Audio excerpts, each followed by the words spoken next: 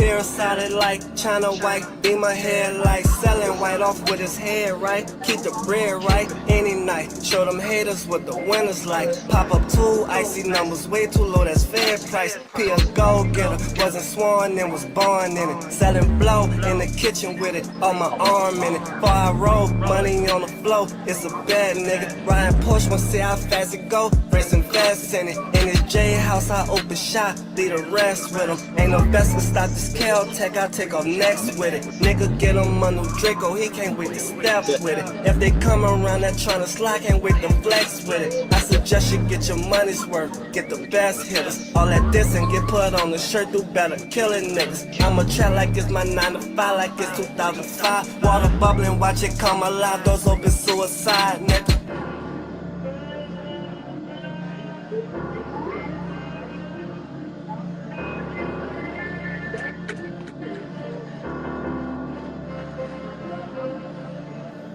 Mob ties organized over champagne. He loved the campaign until the motherfucking Jakes came. Revolver smoke his ass like a cho boy. Minute 14 to fold his ass like a po boy. Left him leaking like Tommy Bilotti. Paulie Castellani, John Gotti shot at your body. Now we trapping out of town, undisclosed location. Ran off on a plug, no I ran off on probation. Starving stool pigeons, eating bread with detectives. 38 special, stuff his ass like a bell pepper. Albert Anastasia, barbershops get hectic. Nigga took a little bit more off your top than expected. Roosevelt rooftop, listening to Tupac. Grey Goose and Cranberry, pull me up 2 shots. Attempts on my life like I'm Frank Costello. I started out selling weed like Carlos Marcello. East side. Nigga. Tower Lane.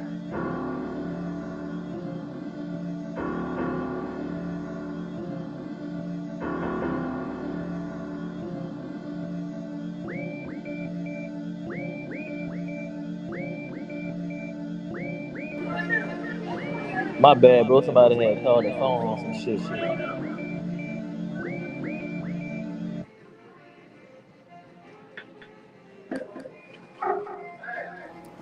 What it do, what it do, what it do? This Big B of the Chop Up Podcast. We in the building, man. We kicking it. Hey, that was just Organized Crime by Reggi Bang Bang out of New Orleans East. What it do, man? Okay. You can't hear me? Can't hear you. Hold on. What's up? You can hear me now?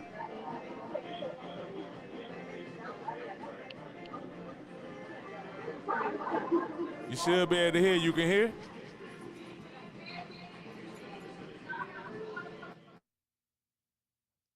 We having some technical difficulties with Reggi Bang Bang right now out of New Orleans East, man. We about to tap in with him as soon as he get his shit right. But what's going on with y'all out there? We up. Yeah, We up. We up. We live. What's up with it, man? What's happening, bro? How you feeling about organized crime, man? That shit hard.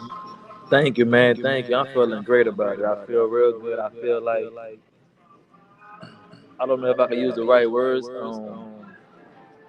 I'm gonna say it feel like reinvention. If that's a word. If that's a word. It is a word.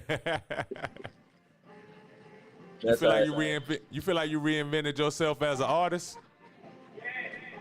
I feel like I'm going in that direction of reinventing myself as an artist, but I feel like the start was that record. Hell yeah. How you link up with Fendi P? That's my guy, man. That's my people. That's family. We grew up together on the east side, in the east side of New Orleans. Everywhere else, y'all might call it the east side of New Orleans or the east side. We call it the east or New Orleans East. Okay. I grew up with him. He from Flake Ave. That's a neighborhood. That's a street in a neighborhood called Pine Village on the east side. And I'm from a neighborhood called Westlake Forest, a street called Tower Lane, and it's actually walking distance. So I went to middle school with him. Yeah. Yeah, so we come up in that east side. Yeah. And he with Jet Life. And what's your label situation at this time? Honestly, I'm a free agent, but you could say that I'm a Jet Life affiliate. I'm Yeah, associated with them, you know. That's family, you know. I mean, I'm actually connected to almost everybody who got some type of little thing going on in the city. I have some type of somebody who they know, you know. So I'm respected as an artist in the city, as a person, as a rapper or whatever. But as far as Jet Life goes, I have a high level of respect for them. yeah. As far as currency, I have tons of respect for this guy because him being where I'm from, I mean exactly where I'm from, the east side of New Orleans, we Right. never had too many voices. We was always the part of the city that's set apart from everybody. Like New Orleans East is an actual island. You have to Yeah. cross water to get to it. Right. And I think for people on the outside looking in that's not from New Orleans East really got on a lot of people's radar when Wayne came out with Squad. Absolutely. I was around for that. I know them too. Yeah. I'm very cordial and actually friends with a few of them, and they from a section of the East called Goretti Park, which is Okay. on the other side of Interstate 10. I-10 runs directly through the middle of New Orleans East, and Right. they live on a neighborhood called Goretti Park, and it's not far from where I'm from either. But that was the first time that we actually had somebody that actually made noise. See, actually, Wayne and BG and Birdman, a lot, they live right down the street from me Yeah. in a neighborhood called Eastover, where they have all the mansion parties at. So it was actually hard growing up in the East, living on Tower Lane. And it's really, excuse my French, it's really fucked up still to this day. Yeah. And actually seeing Birdman and pass by our house going on the way to their mansion. Wayne, Turk, BG, Juke, whoever you can name, they always out here in the East because they have a mansion. Right now, I'm doing this live stream at Popeyes on Reed. The actual mansion is probably about a 10-minute walk from here. Yeah. So it's like the squad is like the first time. I mean, you had another guy called Don Flamingo, the Oh show. yeah. He was signed with Jay-Z. We did records with Manny Fresh. He from the East, you Okay. know. So I mean, we got Tokyo Vanity too. Oh yeah. I ain't know Tokyo was from the East. Yeah, she a East Side. Yeah. She a real East Side. That's You what's know, up, man. we got a few hard hitters on this side, like really talent as far as talent goes. They got Yeah. names, you know. The guy, Fee Banks, young boy Feedback. manager, Quando Rankin. He from the East Side. He a real known. That's how he helped Wayne put the squad together. He a real known East Sider too. Okay. We got Okay. That's another what's guy, up. S80, the singer. Uh-huh. He a East Sider. Got the song, the track with Lil Wayne. You know, it's a lot of us, you know, on that East Side making some noise. That's what's up. That's what's up, man. So let's go back to like some of your origins, man. What really got you into rapping and stepping in the studio and dropping music? Oh man, anything you can name. I'm an all-American kid, bro. I grew up like everybody else in the slums in every major city. You know, I played sports. You know, Yeah. I listen to music, love entertainment, love fashion, love everything about rap, hip hop, all that shit. And I was into all of that shit. I was into like I had close relatives who was DJs, and I had older cousins. And then being from New Orleans, you gon' be into music some type of way, some form or shape or fashion of music. Yeah. And as far as me writing music, I was always like a thinking type of person. I always had a big imagination too. Always was a creative person. And as far as music goes, I don't necessarily think I'm a great artist. I'm a good rapper. I just have a good ear and good understanding. I don't even I don't even put songs together scientifically. I just know what I hear when I hear other people's music, and I just make it sound like that. Like not as far as taking a sonic sound or the concepts. It's just more of the song configuration, and it's Right. not hard to me. It comes natural. It comes easy. If I hear some music, I can actually write to it. I actually write in my head all day. I can't stop it. They do it on his own sometimes. My brain do it on his own. So I was inspired by other rappers. All the Yeah. rappers from Louisiana, all the top dogs from here, and I didn't actually been in a room with almost all of them and actually met all of them. You know, and it hasn't always been on some rap shit. It's been on some timing type of shit, right place, right time. Like it make me really feel like this shit was meant for me because the things these artists do with deals and backing and whoever backing them with money, I'm doing that shit just me. Right. No hype, no gimmicks, no nothing, just me. That's what's up. So, when you stepped in and you became an artist, what made you come up with the name, or what made you come out as Reggie Bang Bang? Well, my real name is Reginald Anthony Fallon. So Yeah. all my friends call me Reggie, Red, my mom and them, everybody call me. I mean, I got nicknames, but the most common one is Reggie.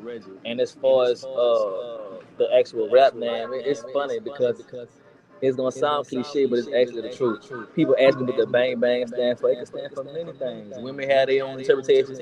People have their own interpretation, but it really don't mean nothing. Honest. Well, I made a song, and I'm banging East Side, I'm banging Tyroland, I'm banging New Orleans, I'm banging Louisiana, I'm banging the South. Period. Like the whole.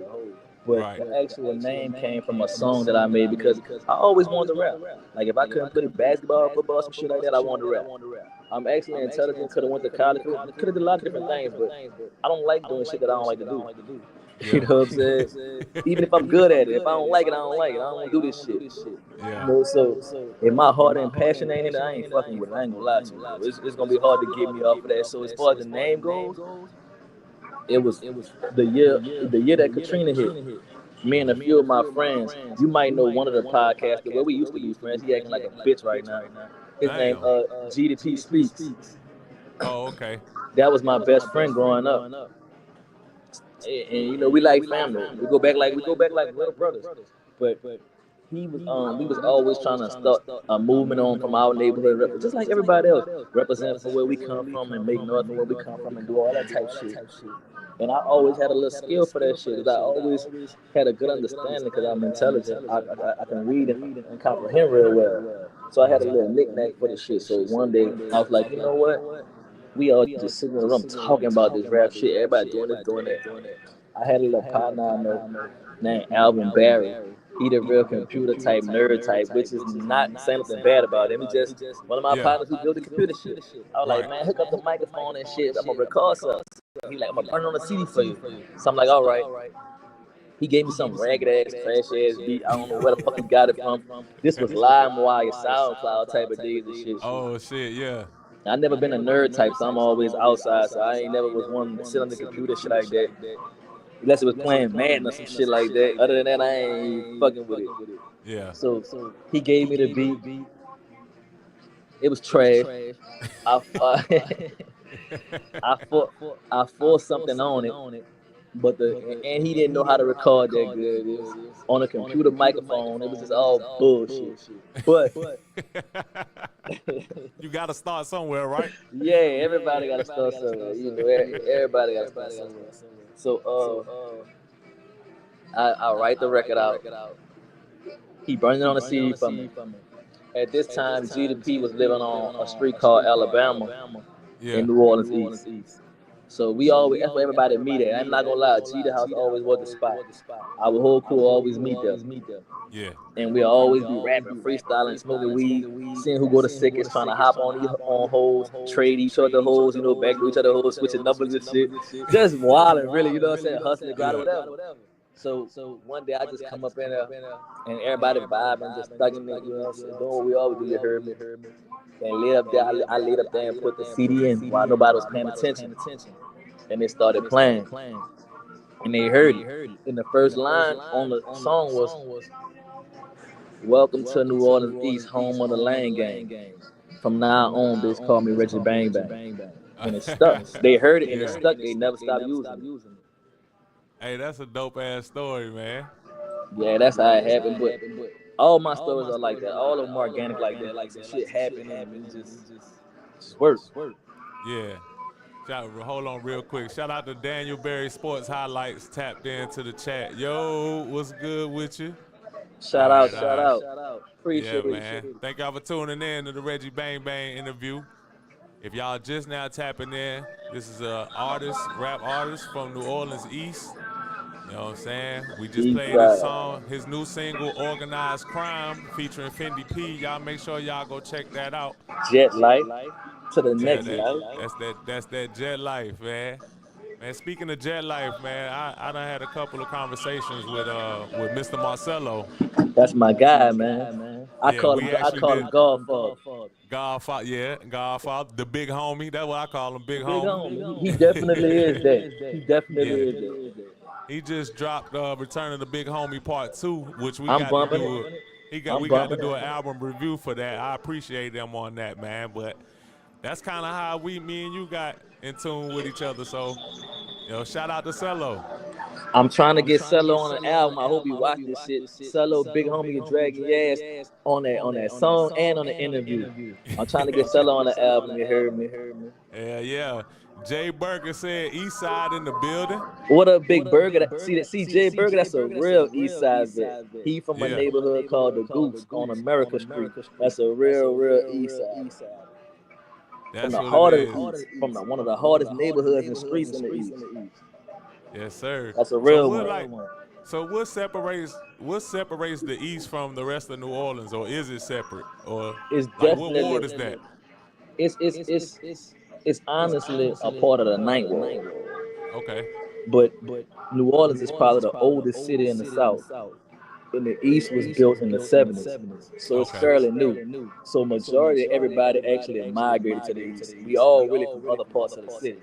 Gotcha. So long story long, the East is separated from the rest of the city and always has been. It's an actual island. You have to cross water to get here, whether you're coming east, entering from Mississippi, whether you're coming from north, entering over Lake Pontchartrain, or whether you're coming west, coming from towards Baton Rouge, you still have to cross water to get to the actual east side of New Orleans. But it's actually a part of the Ninth Ward. Got you. That's some news right there. I ain't know that. I would always see it or have to ride through it when I used to be going to Essence Fest every year. All the hotels be booked, and we had to book hotels all the way out east. Well, the East, I mean, it's actually crazy right now. It's kind of a flip flop. When I was growing up, everybody was afraid of Uptown, Magnolia, Calio, all that type of stuff. The whole world knew about that. But Right. ever since Katrina, it been flip flop. And when I was growing up, the East was the place that everybody wanted to move to. It was new houses, suburbs, everything. The apartments I grew up in called Patrick's Place East was owned by Patrick Swelling. He's the linebacker for the Saints. The Dome Patrol, he owned that. And all of those basketball and football players lived in East over where Birdman and the rest of the cast man and Mansions was. So the Right. East has always been unique. And when it was first built, I think it was Vietnam was going on at that time, and you can look at certain parts like where Spitter currently, the neighborhood he's from is called Michoud. Yeah. It has it's Vietnamese inspired. The name is Vietnamese, the culture is Vietnamese because a lot of those Vietnamese, what would you call them? I don't want to say immigrants or refugees actually during Vietnam, they came here. So it's a whole neighborhood dedicated to Vietnamese culture in the East. So I guess that's why I call it Little Vietnam. I mean, it almost reminds me of Chinatown. It's like New Orleans' own personal little Chinatown, but it's in the East, and that's kind of where Spitter from. That's dope. That's dope, man. That's real dope. So, I got to get into some messy shit. I got to bring up some old shit because I had to do my research. Hey, man. First of all, you got to talk to me about this Say Cheese diss, this Sean Cotton diss right here. Hey, you got to give me the story on that, bro. I got to hear it. Man, it really ain't much to tell, honestly. It's like, I mean, I don't think it's necessarily personal with Sean Cotton. It's more because he was aligning himself with GDP Speaks, and he was calling GD the voice of the city or whatever. And at that time, me and GD we wasn't getting along. And it's funny because when we was getting along, we would always talk about Sean Cotton, and I always had my own personal opinion of it. Me personally, I'm not gonna lie. I don't like a lot of these bloggers. I feel like they're selfish, and I feel like they do it only for themselves. It's not about the culture. That's my personal opinion. I mean, I'm not saying that they're not helping, but just because you're helping don't mean you're not hurting either. As far as Sean Cotton goes, I'm pretty sure he gave a lot of rappers a lot of luck. He changed a lot of lives, and some lives he changed permanently because they lost their life. I don't like how bloggers don't pick sides. Like I don't think they show any loyalty. I respect loyalty. I don't like how a blogger go run to this guy and record him saying all kind of negative shit about you, whether it's true or not, and then go back to the other guy and do an interview and do the same thing. To me, where I'm from, we call that instigating. And the nigga who get in the middle go to instigating, we fucking you up next. That's how that shit go where I'm from. So, I mean, I understand everybody do it for content, and rightfully so. But the Sean Cotton situation came, I was always on that shit. Like, I feel like he not doing enough. I mean, he think about it. One hand washes the other. Okay, yeah, you're doing this for artists, but without these artists, you don't have nothing to talk about. I feel like a lot of the podcast people and a lot of the people, and it's not all of them. I'm not necessarily singing nobody out. There's a lot of podcasts I love. Like I love to watch certain podcasts. I studied jurors and I like what she was doing. So it's like, as far as Sean Cotton goes, like I said, he was aligning himself with GDP Speak, saying, all this other shit, and I totally disagree. And I just feel like he messes a motherfucker on a lot of shit. I mean, I feel like it's not about the talent or the music. It's about drama and beef and all this other shit. And we can get to that at any time. Because in New Orleans, ain't no way around that shit. You out here, you gonna run into it. It's coming to you. So it's really not nothing personal about Sean Cotton. I was gonna do an interview with Sean Cotton, but like I said, somebody got in his ear and said some shit, There's a lot of that blackballing Reggi Bang Bang going on in the city because you see how we popping that shit. Yeah. And the views might not show it, but they know. Trust me. Yeah. They know, because when I walk in the city, they know. These rappers and shit, they all know. That's what No, man, but just to double back on what you were saying about that, a lot of times as a blogger, as a podcaster, we do have to be careful of that. Even though people want to hear both sides of the story, it's not necessarily your platform that has to get both sides. That's why as a blogger, I work with other bloggers as well, because you might end up in a situation like where it's somebody that's really talking about somebody that you fuck with, like damn the podcast, damn blogging, that might really be my homeboy for real. Right. So it'll be only right for give another platform opportunity to get the other side of the story, and y'all put it together that way. That way you still show loyalty. But I'll admit, I have been in situations where, the only reason somebody wanted to come up here was because I interviewed somebody else, and then they do that shit. So it's easy to get caught up in that shit, man. I mean, listen, I'm not saying it's wrong. Yeah. But it's an etiquette. It should be an etiquette to everything, bro. Everything should have parameters and rules, bro. And I'm not necessarily the person who necessarily follow rules per se, but it got to be some type of cap on it, bro. You just can't. Okay, it's like, okay, you can use your platform to tear somebody else down politically. I watch, for instance, the situation between Drake and Kendrick. Yeah. I watched how that was politically controlled. Yeah, the whole situation, the rap battles, the talent was there, the records was there, but it was the corniest shit I ever seen in my life. Just because I'm watching people control it and not letting the real people control it. You see what I'm saying? Right. Leave it in the hands of the people. Let us decide who won. Let us, you know what I'm saying? And some things are engineered as far as like, it was no way Drake was gonna win that. Nah, there's no way. They were not allowed. If it was called fair, he won in the first 2 rounds. But they kept giving Kendrick time at a time to come with the right record, which I like all the records. But I don't know, man. It's just something about me, bro. I'm for what's righteous and in a situation, whether it's a fight, a war, whatever. We gonna do this shit the right way. You know what I'm saying? I just don't. That shit just seems corny to me to be corny shit. Yeah, it was like it's the same old when people just get tired of seeing one person win. That's exactly what it was. That's exactly what it is. I'm not like that. Yeah. Because I'm into sports. Right. I was taught If you don't want somebody doing something, stop it. Yeah, stop it then. If you don't want me running up the score, stop me. Do something about it. Yeah.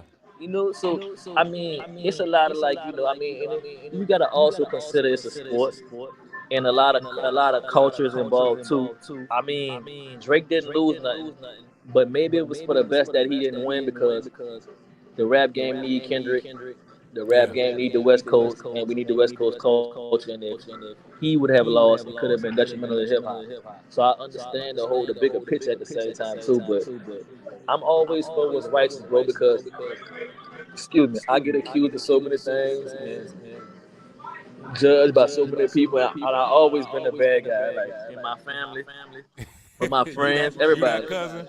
You that cousin? Yeah, I'm the one who listen. I'm the one who everybody love and respect too, but I'm also the black sheep, the one who everybody blame shit on, and I'm the one who always wrong. Okay. I'm always the bad guy, even in Yeah. situations. Now, as far as the rap game goes, I don't mind being a villain Yeah. because I don't have time to explain what happened to everybody. You know, it's like I said, it's a whole new way for me because I got asked by some people who you didn't mention in this interview to chill the fuck out. You know what I'm saying? They kind of been telling me chill the fuck out, man. We fuck with you, we got you, but bitch, you be popping shit off. You know what I'm saying? We don't want that shit around. Like, even they never said I was wrong about anything. Yeah. You know, but they like, man, chill, man. We'll just, you know. So I'm like, you know, this one gonna go. I'ma still be me. Yeah. It's just not gonna be. As It's not bang gonna be. bang as it was. Nah, it's not gonna be what it started off because honestly, I'm not bored. Don't nobody want to fight. Yeah. Don't nobody. The people I'm saying about it, and bro, they can talk that shit like they don't know. Or we get back to them. I done been in the one with all your favorites, all the greats. All this shit gets up popping off. Get back to these niggas. They know. Rappers in New Orleans know. They Yeah. can talk that shit like I know that they know for a fact. Like stories I know. But you know them jet lifers. You know they want me to chill out, bro. Yeah. Jet Life a pretty chill label, man. Shout out to Fiend. Shout out to Fiend too, man. The OG. He was always one of my favorites. He's really one of the most talented that we ever seen in the South. As far as his production, the writing skills, the voiceovers, he is very underrated as a rapper in hip hop, period. But the ones who know, they know. You see him with all the great rappers who salute him, like Jada Kiss and Lots and all Yeah. the East Coast and West Coast. The ones who know, they know. Right. Man, it's a few lyricists, it's a few rappers that I call lyricists in New Orleans that really put it down, and I think I can line them up with anybody in the industry. And Fiend always been one of those, and Mac was another one. He was always one of my favorites. Yeah. I mean, what happened to his career, the railroading of his career was very unfortunate because I always looked at him as the Nas of New Orleans. Yeah. That's exactly what he is. That's exactly what he is. He remind me of the Nas of New Orleans. And I don't think he done lost a step. I would have liked him to see him do more work with Jet Life. Honest, I'm not gonna lie. Yeah. But and what he doing is dope. I'm happy for his freedom. I'm happy he home. I'm happy he home too, for sure. Like, he always been one of my favorites, especially coming from the tank. You know, before I forget, I'm working on a new project, and I'm gonna let y'all know the name of it right now. I just decided the name. Nobody know the name. The name of my new upcoming project is gonna be called Jet Black. Jet Black. Yeah. You already got production on this, or you just this off the fly right now? I mean, I got production on it. The album is basically done. I just gotta perfect it, jot everything down, tighten up all the screws. I already know the concept I want to go with. I don't know the direction I'm going in. And as far as production, well, you know I got B-Wee. He on the lead single. That's a Jet Life producer. He produced a lot for Fendi P. He did Fendi P last album. Yo, where is he from? I'm not sure. I think guy from Wisconsin, if I'm not mistaken. I'm not sure. I spoke with him not too long ago. I forgot. He told me, but you know they not. A lot of producers with Jet Life, they're not from here. None of them are. That's what make y'all different though. Cause I was just gonna tap into, bro. That beat, Absolutely. that beat is, man, the way y'all slid on that shit is like it's not a New Orleans sound at all, but it's like a song that anybody from anywhere can bump. You feel me? And that's why I'm going with my sound too. If you listen to all the older records that you heard, they got Yeah. more of the New Orleans sound, more of that Louisiana war type of music, Manny Fresh type of trill type of vibe or whatever. Right. And I noticed that um with Currency and Moose and Fendi and the whole Jet Life movement, Yeah. I noticed that they added to the culture. And I That's a respect fact. that. They actually added to New Orleans culture. And a lot of people can get, it's easy to get in the game for us, what I'm saying, but it's harder to change the game. I can actually say that they changed the game. They gave the East Side a whole new wave, a wave to ride. And I've never been a stupid man. So the writing's on the wall, man. They really respect me. I respect what all of them do. I've been knowing them for, and I like how they conduct themselves. And it's just about having fun and enjoying the shit. And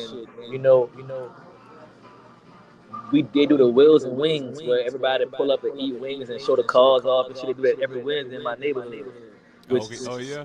yeah, Spitter run it, Spitter shit, Currency shit. Yeah. Wheels, everybody pull up and they pull out the 6-4s and all that shit like that. It'd be beautiful every Wednesday, man. Shout out to DJ Slab One. He one of the best local DJs in the city. He work at the radio station in New Orleans, Q93. Yeah. And he DJ every Wednesday at Weedats for wings and things. And we have the wheels and wings every Wednesday. And Slab One, the DJ, he broke my record one Wednesday with me and Fendi P. And he also is a real pillar in the community. And the record, it's funny because it was actually one of Finley records. I was supposed to be on one of his albums, and I guess the song didn't make it. I thought the song was dope. Yeah. So P always busy, man. He might as well be a pimp. Cause he always got some shit going on. He never available. Right. That's my dude. If you didn't understand him, you would think he didn't fuck with you. But I know him, so I know he, So I had to bug him for a month to get the song out. Man, give me that motherfucking record, bro. He finally sent it to me. Some fucked up shit happened to where the guy who recorded, they don't even fuck with him no more.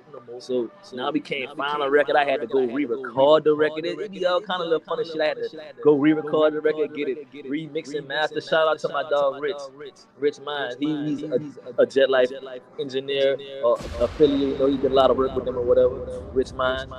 So he recorded it, mixed and mastered it at Jet Life Studios. So the record got played at, broke on Wednesday. It dropped October 31st, Halloween morning at midnight.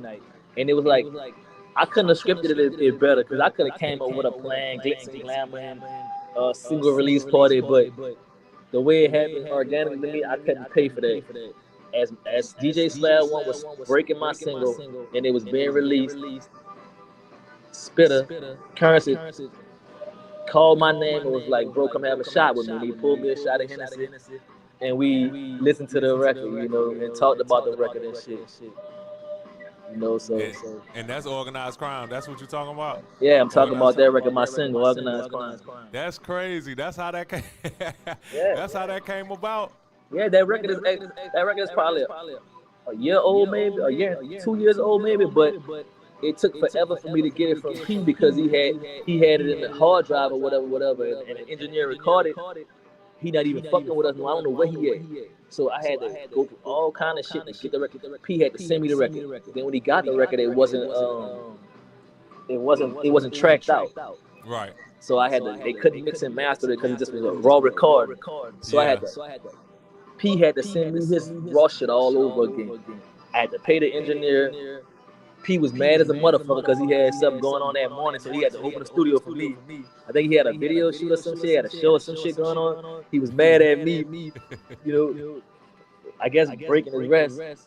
That's my nigga, I love him. Ain't nobody better not fuck with him. Ain't no Jet Life slander, ain't no East Side slander. You speak on any of that shit, you gotta sue me. But that's how that record came about. So I mean, we re-recorded and got it mixed and mastered, and it was released October 31st at midnight Halloween morning. And I celebrated by having Hennessy shots with currency as it came out. That's love, man. Yeah. That's a dope ass story too, man. So look, talk to us about Tara Lane and how and growing up out there, and you know what I'm saying, how y'all got y'all name and everything. I see every time I look at your Instagram, I see people like Tara Lane, the Tara Lane boys. I mean, it's a unique place. Like I told you first, there's no place like New Orleans East. Yeah. It's New Orleans is probably the most unique city in the world. But even with all that uniqueness, the East is still different. So as far as Tyra Lane goes, as far as back I can remember far back as like 92, 93 around that time. And if I could describe it how it was growing up, I don't know if you watched that show The Wire. Yeah. Remember the fourth season with when they was doing the kids with Naeem and Bryce and yeah, all the little kids. It was like that's how it was. It was exactly like that. Damn. It was fun. A lot of shit you could explore right outside. I mean, Tyra Lane is sitting in a unique place. It sit right off of Interstate 10. And it's a big mall. It was a big mall. Like it's not a lot in the East right now because it hasn't made a full recovery from Katrina. It's a lot of good things happening. There's a lot of bad things happening. And it's a few particular neighborhoods that always been kind of rough in the East. As far as like the Goose, the Checkerboard. I know you listen to Juvenile. I know you remember the song 400 Degrees. Yeah. When he say they ride by getting loose, beefing with each other like the Checkerboard and Goose. Yeah. He talking about the East at that time. That was the two biggest neighborhoods in the East. And that's crazy because I know that song word for word. I ain't know what he was talking about. Yeah, he talking about the neighborhoods in the East. The Checkerboard and the Goose. They was beefing at one time. Yeah. So like the Checkerboard and Goose. Yeah, he took Compton, it. Hey, bro, Watts, bro, listen to me. He left no stone unturned on that album, bro. That album is like The Chronic. That album is like All Eyes on Me. That album is like Ready to Die. That album is like Outkast Equipment. That is that. Yeah. Like to this day, I guarantee you the out of towners don't even know how deep he really was on that. It might be the best rap album of all time, bro. He coming to Pensacola, I think, at the end of the year in December. We definitely stepping. Listen, bro, I'm always in Florida. I'm gonna swing through that only when I come through. When I come through, I'm gonna stop through that. I'm always through that motherfucker, bro. Always. Yeah. So back to the album title. Why you gonna call it Jet Black? I've been looking for a name. I can't find it. What up, bro? What's that? Yeah, I'm cool and I can't call it. Yeah, all right. Yeah, you know, everybody know me, nigga, in that east side, you heard me? Everybody know me. But, man, it's crazy. Like you say, the producers, like, okay, I got the B-Way track. I got a track from legendary Fela Flair. He was a legendary Ninth Ward artist. Came up with Cash Money and the rest of the great legends. Yeah. He just ain't never got a big break on the national level, but he's a legend down here. He gave me a beat, and as far as like, I'm inspired by the name, the production, everything that's going on in my life is inspiring the title and the direction that I'm going. Yeah. I thought about a few other names. It just didn't sit right. And if you're paying attention, you know the Jet Black that's a play on the Jet Life Records, you know, Jet Black. But I'm paying attention. the actual jet black meaning has a real meaning, and I like the meaning. And I actually like the color black. I know you always see me wearing it. I switch up colors a lot, but I always wear black. So it's like it's really just creativity for the sake of creativity. And I did my research on it, and it's real weird because it's already an album out called Jet Black. And the artist, he's from Canada, and his name is Gentleman Reg. He got the same name as me. Damn, that's weird. That's weird. I looked it up. He a pop singer or some shit like that. I don't know. But his name Gentleman Reg. The name of the album is Jet Black. But that's not gonna stop me from naming my shit. Oh nah, it shouldn't. It definitely shouldn't stop nothing. But yeah, Hold the on, name. I'm trying to look that up. Oh, I see it. Yeah, that's weird.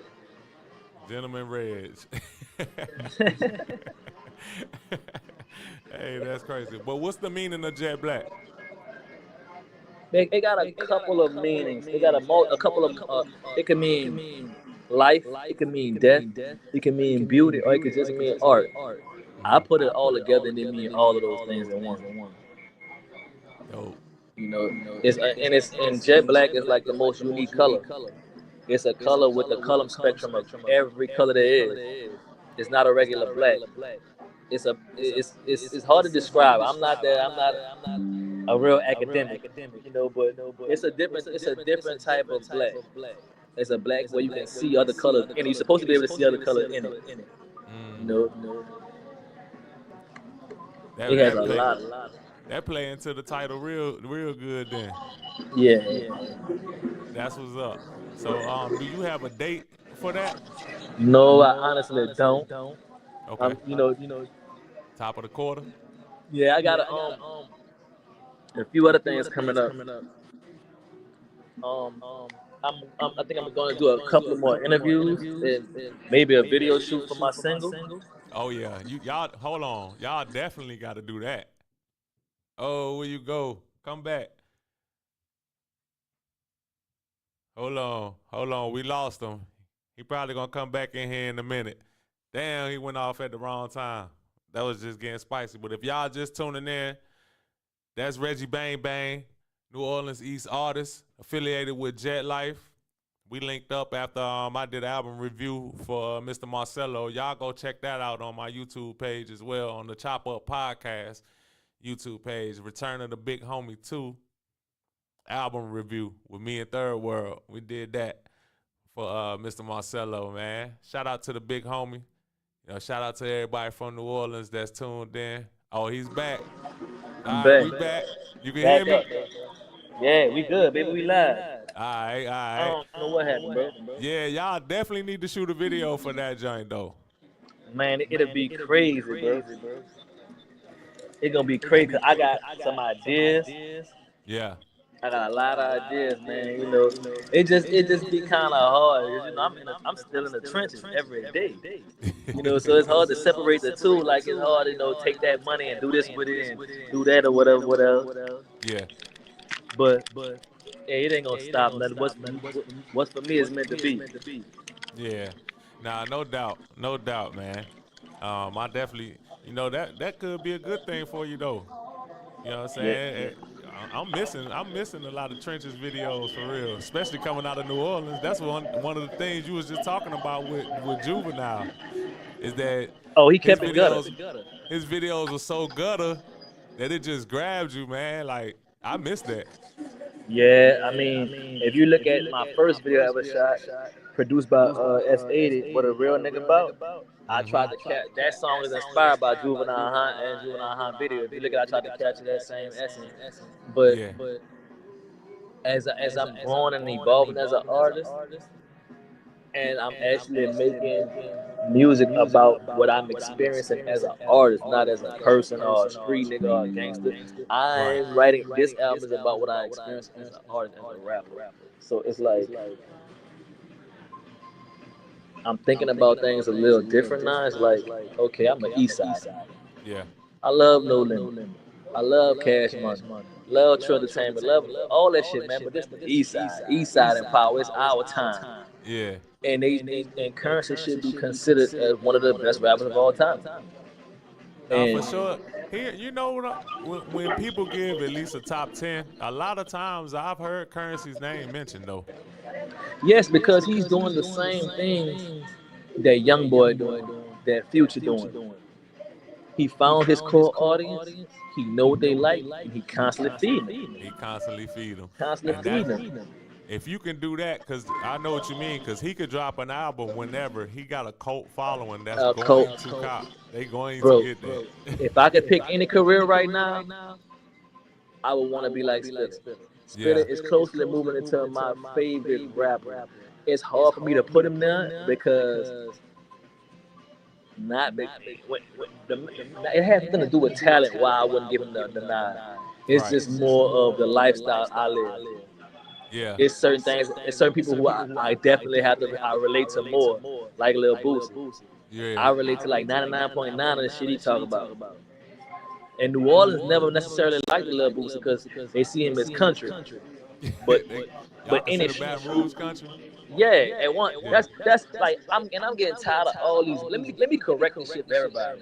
I'm getting tired of all these bloggers and all these motherfuckers out here trying to start a Baton Rouge and New Orleans rivalry, trying to get some shit kicked off, which it always has been a New Orleans and Baton Rouge rivalry. This is Yeah. the biggest. This is the biggest difference between New Orleans and Baton Rouge. New Orleans is the big brother. Baton Rouge is the little brother. We the big city niggas, they the country niggas. Now, that's not to say nothing good or bad about them, because Baton Rouge lit. You can't compare Baton Rouge to no other college town in the world.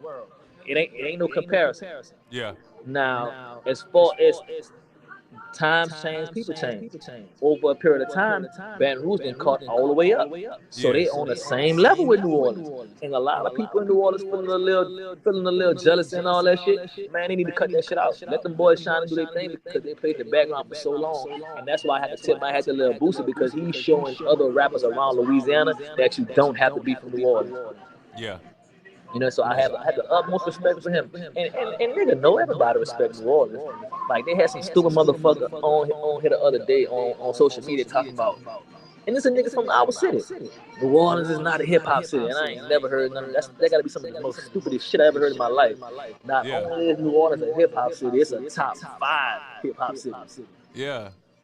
Shit, Mia X was out rapping niggas. Mia X was out rapping niggas for like a decade. Listen, bro, we don't put Mia X in the category with women. We don't do that. That's just something we don't. That's the biggest mama. That's just something we don't do. That's what I'm trying She's to not a tell you. female rapper. She's a rapper. And still a smash on a few of them. Yeah. But nah, I don't know why they would say that though, cause it's plenty of lyricists coming out of New Orleans, man. But They saying it for motherfuckers saying, like you say, bro, motherfuckers saying anything for content. yeah. To hear they self talk. To hear any controversy to try to make dialogue to get people talking. But sometimes I feel like it's flabbergasted because there's more other important shit we could be talking about. They can be breaking artists more. You know, every artist ain't gonna be a crossover artist, but you can maximize this artist's talent. Right. That's kind of like what I see them doing over there at TDE. Yeah. I like how they got their nice little basketball team set up. They got the point guard, the center, they got everybody. They got the real score, Kendrick. You know what I'm saying? You got the shooting, they got all the pieces. I felt like a few other people, a few other situations was like that too. You know, as long as everybody play their role, bro, it's beautiful. Yeah, no doubt, man. So Jet Life putting their pieces together, man. Where would you say that you are at, like as far as the pieces go? Man. Man, I almost say this to my partner. If he see this, he go say. He always try to do like, man, you always gonna fuck somebody up. Nah, but all just aside, I feel like I can bring a lot to the table for Jet Life, because I mean, like I said about TD, everybody on TD is different from each other. Everybody on Jet Life is basically different too. Even you know, I just feel like I would bring more of the gritty side, more of the streets, more. I'd be more muscle. Right. My talents can be used. I'm willing to play ball. I'm willing to, be political and be cordial. And then the truth is, everybody who over there, I hang with them, I like them. I'm a fan of them too. So it's no, and I just feel like some people feel like I'm not controllable. Yeah. But if I respect you, why wouldn't you be able to come to me and tell me, man, chill the fuck out. We ain't doing this. We ain't doing that. Bro, I got a soldier mentality. That's part of who I am. I started off like that. So I could definitely find an artist. I don't have a complex when it comes to that type of shit, because I'm not insecure in that way. I'm not insecure in that way at all. I can bring a lot to the table for that. For one, I can rap my ass off. Yeah. Period. Any beat in it, I know that for a fact. I know I can rap. And I'm really still active. Yeah. Like, I'm not one of them rappers who not in their hood or I'm really still out here, like really out here.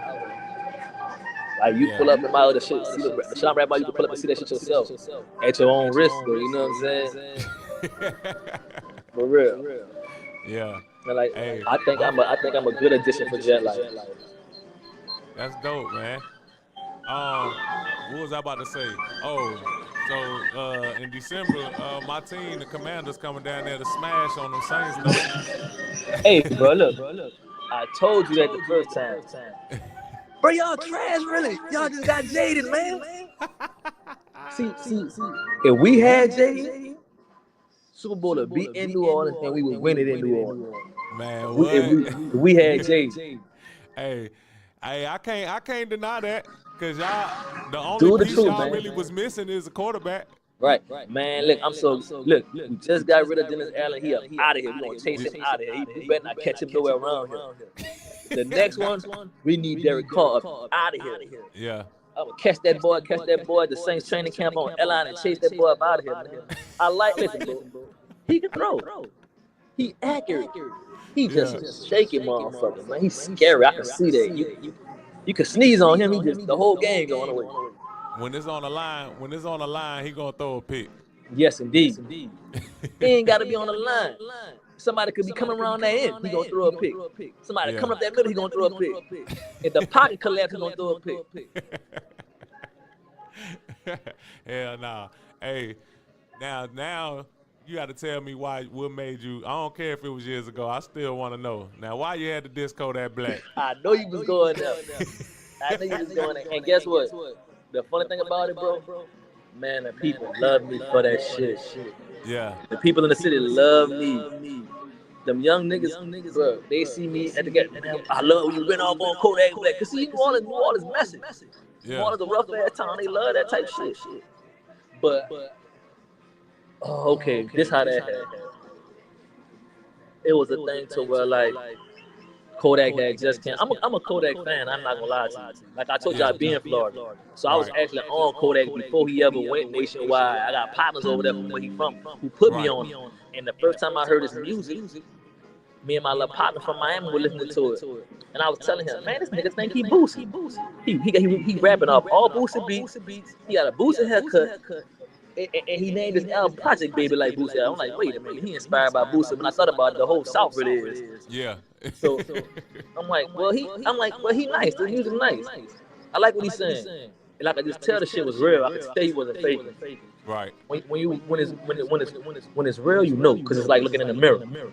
You know what I'm saying? You can see it. So I always had respect for him. I'm not gonna diss you if I don't respect you. If I diss you, it's gonna be more of a threat. I'm just putting it in music. Yeah. But if I respect you, it's gonna be different. So I got respect for Kodak. I actually like Kodak. So I was disappointed when he came. When he had the show down here, and he was going off on Lil Wayne, making all that noise down here and shit. But before I asked, I been had the beat. Yeah. And everybody was saying, a lot of my friends from Florida. Shout out my dog Lee, Ocala, Florida. Shout out the whole team over there in Jacksonville, over there in Kings Lane, and all them boys. Shout out Fulio and fucking Ace. I been in their city, I fuck with them. But they was all asking me to do the ZZ challenge. We want to hear a nigga from New Orleans on that big one. Somebody get it. I didn't want to do it because I'm not a trendy type of person. I don't want to do something because everybody else doing it. They really get under my skin. But I heard the things that he was saying about Wayne. I heard all of this shit that he was saying that he was doing. He was coming to the city. And I'm like, wait a minute. You're going too far. Because that's like somebody out here in New Orleans going off on Luke or talking bad about Poison Clan or saying something bad about Trick Daddy or Trina or Two Live Crew. Any of them motherfuckers over there. And I deemed it highly disrespectful. And everybody want to talk about fighting and linking up and doing all the other shit. No, nigga, I rap too. What you gonna do about this? Listen to this. So it was my version of the ZZ challenge. My people begged me not to do it. But as soon as I did it, everybody went crazy. Yeah. You know, and my whole neighborhood was playing. So I mean, it really, you know, and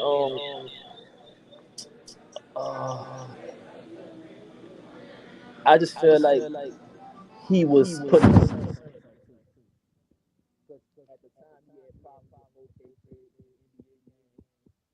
Your sound went out. Oh There you shit. go. There you go. We There back. you We go. back. Yeah. Okay, I was at the time. I felt like Kodak was putting insurance on himself because at the time he had situations with 4K Trey and NBA, Oh yeah. and when he did what he did, they changed the venue of his show to a safer venue because it was his first show was at the Mahalia Jackson Theater, and it's gutter around him. You know what I'm saying? Ain't too much security, ain't too much camera, it's gutter. Yeah. But by him attacking Wayne and doing all of that shit, they beat up the security and moved his show to the House of Blues. Yeah. And beat Man, the you security. gotta catch me up on this story because I don't even remember Kodak Black having no problem with Wayne. Google it. It's still up there. It was on Say Cheese, all that shit. Really? Kodak and Lil Wayne. Kodak versus Lil Wayne. So what was the issue? you gonna see, it started when Wayne said he didn't know who Kodak was. Oh yeah. Oh yeah. I So remember that now. he pissed a lot of people off down here. Everybody was talking shit, trying to fight him and call him out. I jumped on his ass with the pen. Son, and everybody love it, you know. I ripped it. If you listen to it and you're a fan of hip hop and rap, you know I smashed that shit. I see it now. He called Lil Wayne out to a fight and all that shit. Yeah. So I deemed it very disrespectful. So I had to, it's basically a little chastisement because I like Kodak. Yeah. Damn, I don't know where I was at. I must have been under a rock for that one. Or I just didn't take it serious. Don't too much shit slip past me. Yeah. I'm the man for the job. I'm the man for the job. Yeah. Hey. I mean, he Kodak fought from pussy. He came down here, did the show and all this other shit like this here. I mean, I invited him to the after party on Tyra Lane. I don't know why he didn't show up. Hey, I don't think that was a safe move for Buddy. Nah. But check it out. How you feel about Kendrick Lamar doing the Super Bowl? I think it's premature. Mm-hmm. I think Jay-Z is 100% behind him. And I think it's premature because he's well deserving of it. But look how long it takes people to get there. Right. That prestigious honor. Look how long it takes people to get there. The rappers I've seen have diamond albums who got up there. Motherfuckers like Nelly. This motherfucker had a diamond album. Eminem. Yeah, motherfuckers like that. 50 Cent should have been up there before Kendrick. Yeah. You know what I'm saying? It's like Wayne deserved it, bro. By being in his city. Anybody else if that motherfucker do that? Man, they could have put Britney Spears on that motherfucker. You see what I'm saying? Yeah. She from Louisiana. A lot of these motherfuckers ain't never out sold on the record. She's the soul. I just feel like the Not Like Us record is overrated. I feel like all the last things that Kendrick put out is overrated. It's good. It's actually great, but it's still overrated. Yeah. I feel like his first album, the way everybody acting about the shit he's doing now, they should have went the wall behind the first album. They ain't do shit to that white boy in the Grammys when Kendrick got snubbed. They should have came together for that. That was a bigger reason to come together than I don't necessarily think it's about Kendrick. I think it's more Drake hate than celebrating Kendrick. Yeah. No, because believe it or not, if Wayne was on that Super Bowl, it's a possibility that Nick and Drake would have came out with him. And I just think this corny That's a good point. I ain't even think about that. Yeah. That's a good point. It's a cold war going on in hip hop, and I'm watching all the pieces being moved. I'm watching. I know who's siding up with who. I'm seeing this shit. And the reason why I could see it, because I'm a thinking man. Because some of those moves, if I was in some of those positions, those are some of the moves I would have made to benefit myself. Some of them I don't agree with, but those are some of the chess moves I would have made on the table if I would have been in that situation. So I definitely know Kendrick Lamar was put on that Super Bowl on purpose. Like that wasn't a mistake. That was what it was. Damn. You seen Drake staring down DeRozan the other day? I felt like that was well deserved, and I also feel like people need to stop playing with Drake. Yeah. They quick to say he's scary, he ain't gutted, he ain't this. One thing you can't say is he's not a boss. He's a boss. Yeah. Boss. Hey, dude wouldn't even make no eye contact with Drake. Because you know why? Because he know. Yeah. D Rose a street cat. We all know his background. He'd have been around Drake. He'd have been in that city in Toronto. He's seen what the boys capable of. So he knows something that we don't. And I'm gonna tell you, like I said, Drake is a boss. You can say he's from the suburbs, you can say he can't fight or he's scary. He is a boss. He gives orders. Yeah. And they saying he's scary, but if everybody listen, he asked Kendrick for the fade and all those records. Right. Why the West Coast ain't talking about that? He asked Kendrick for a fade multiple times in those records. And somebody just gonna get hurt, bro. I feel it coming. People actually already have got hurt. We just overlooking it. But it's I think they like Drake is looking at the rest of those guys the same way he looked at Kanye West. It's a war. It's a real war. Yeah. Man, we done made it to an hour up here talking shit, man. I appreciate you coming through, man. Man, look. When we get down, I'm gonna send you the personal number, bro. Okay. Yeah, right. personal number. Do that. Let everybody know where they can find you at on social media.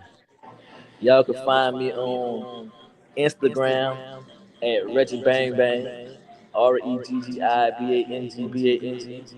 Same with Twitter, same with Snapchat. I don't really know how to use TikTok, but one of my nieces gonna show me how to use it. I gotta get on there, so I'm gonna get a TikTok real soon.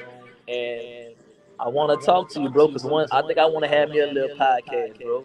You know, I want to give it a run. You know, I want to talk to you about the situation. You know. Yeah, with a few situations. My bad, somebody just came in the door. Like, I ain't live. It happened, bro. Nah, but yeah, man. Also, before we end the interview, man, anything that you want to get out there for the people or discuss that we haven't discussed during the interview? We tapped into a lot. Oh, okay. It's a snowball stand in New Orleans. You know what a snowball is? Yeah. Oh yeah, well, we got a snowball stand in my neighborhood. I got a collaboration coming out with them for my own snowball called the Reggi Bang Bang. It's gonna be revealed on March the 9th, my birthday. You know, you did that. Yeah. I'm doing that. Huh? I'm about to say, what's the name of them? What's the name of the business? It's called Riding Snowballs. It's on Tower Lane and Lake Forest. Okay. It's on Tower Lane and Lake Forest. So your flavor come out. Your flavor come out in March. You said March 9th on my birthday. Oh shit. Yeah. That's a bet. Yeah. Shit.